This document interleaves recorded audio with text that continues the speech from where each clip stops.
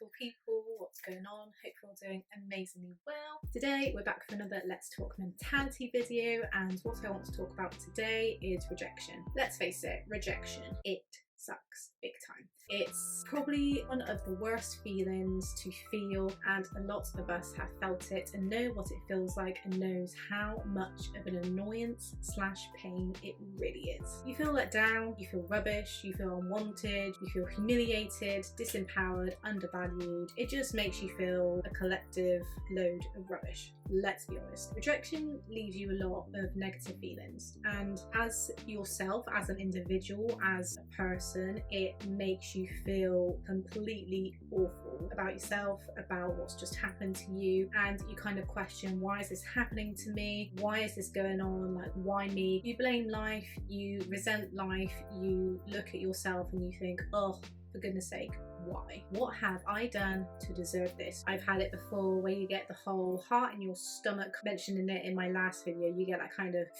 like stinging sensation, and it really takes away your pride. It really takes away all that stuff that you've built up for yourself, all the positivity, all the hard work that you've put into yourself. It just automatically gets taken away. Why have I built all this stuff up for myself in order to feel like I'm such a failure, or that nobody wants me, or that I've put in all this work and effort and it's just come out in this result? What was the point in all that? It's something that a lot of us go through. Maybe not every single day, but we've all had a lot of rejection. We now have a fear of rejection because of however many times it's happened to us. But it's just a part of life, and it's something that we all have to deal with. It's all something that comes across every now and again, and it's an awful feeling, but it's a part of our lives. I mean, I've had many experiences of being rejected. Believe me, I cannot tell you the amount of times I've been rejected, whether that be from a university, from the RAF, when I went to do nursing. I went through the application process, and when it got to finalising the final candidates, unfortunately I got rejected from the programme. Applying for jobs, there have been times when I've been applied for jobs and either you don't get the reply back, or they come back and they say, unfortunately within this time you have not been successful in your application. Boys, plenty of boys have rejected me. They either don't want to go out with me, or they don't fancy me. Even as dating has gone along, maybe it's just in short-term dating, or when I've been in short-term relationships with people, again, they've rejected me and said, you know what, I don't really want to do this anymore. It hurt like hell.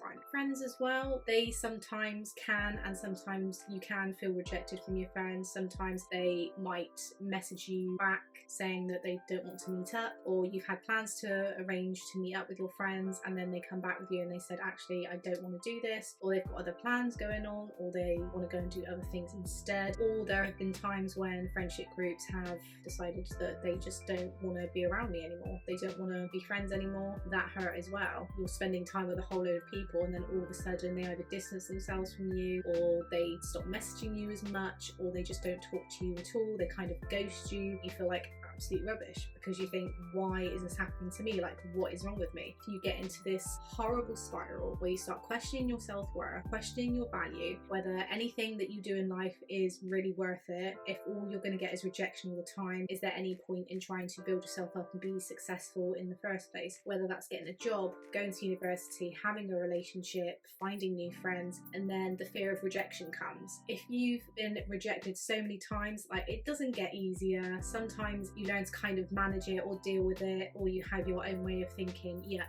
I'm going to be doing this kind of thing. It never gets easier. Every time you get rejected, it's still a bit of a kick in the teeth, and you think, what's the point? I can't do this anymore. Times when there are possibilities of being rejected, you want to avoid it because you know the pain of rejection, you know the feeling and what it might bring for you if that does happen. You don't want to be a part of it. You want it to go away. Therefore, you start avoiding anything that could possibly lead to rejection, anything that would make you feel awful or horrible about yourself. Or sometimes you're at that low point and you just think, there's no point in me doing it anyway. Why would I want to do something if I'm just going to get rejected from it? Why am I going to apply for a job if they're just going to look at my CV and think they're not the ideal candidate? Let's just say no.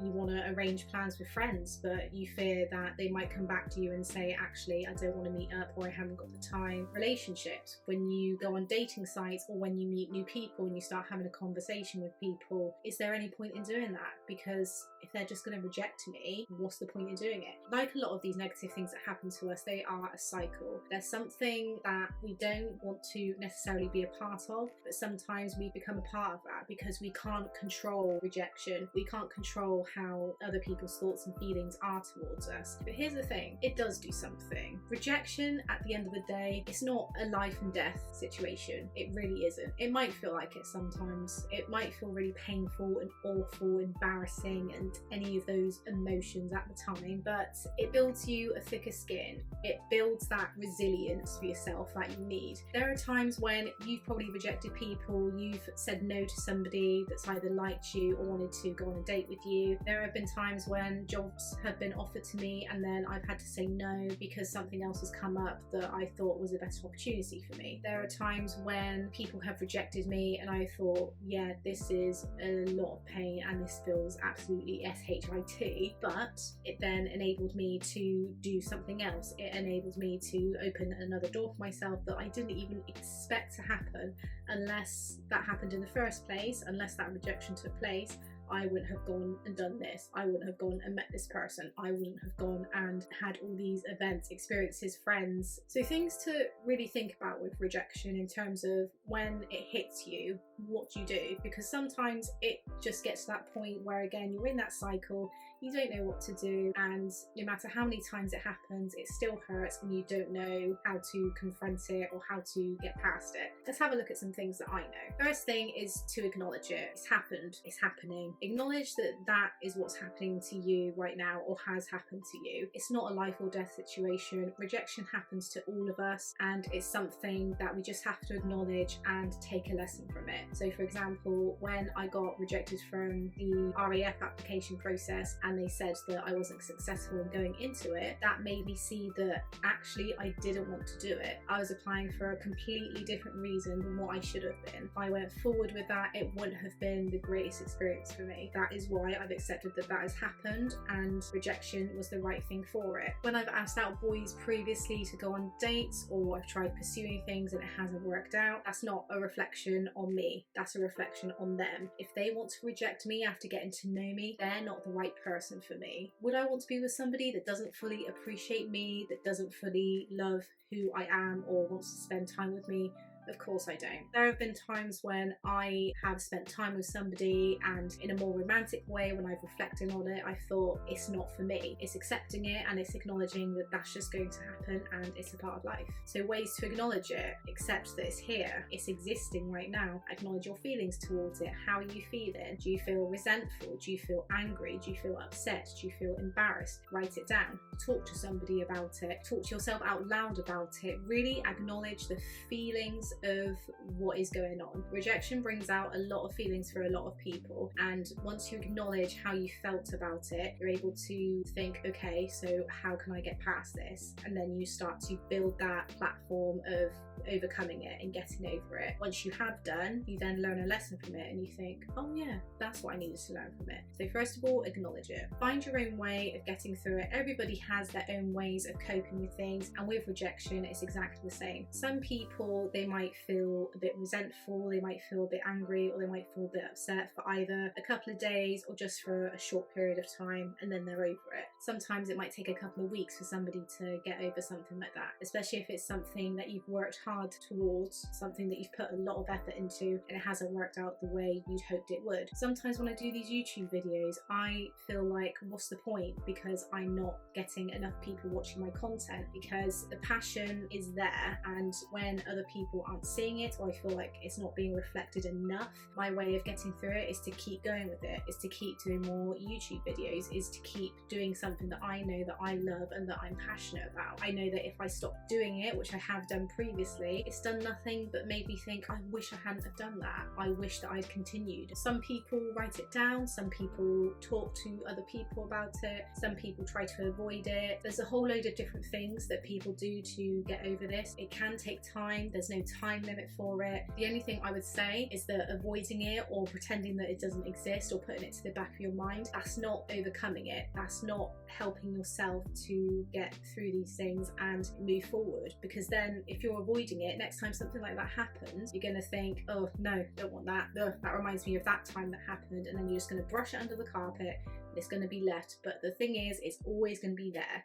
It's always going to be there in your subconscious, and there's just no point putting yourself through that pain at all. There have been times when I just wanted to avoid things and just pretend it didn't happen and not acknowledge it. But then when it's cropped up again in future, then it just brings me down again. It just doesn't allow me to have that moment with myself. And it's okay to have that moment. It's okay to have negative feelings, because that's how you get through things. That's how you overcome and build and get better and be more resilient for yourself. And resilience is one of the greatest things you can ever build for yourself. Once you've acknowledged that it's happened or it is happening, you then accept that it's happened, it is happening. Acceptance is probably one of the biggest lessons for a lot of us. I think some of us, when we accept things, you're kind of bringing in more of that hurt, because then you know that once you've accepted it, you need to move on from it. But then once you're in that bubble, you're in that rejection bubble, it's really difficult to try and get out of that and be accepting of what's happened. It's one of the hardest lessons sometimes.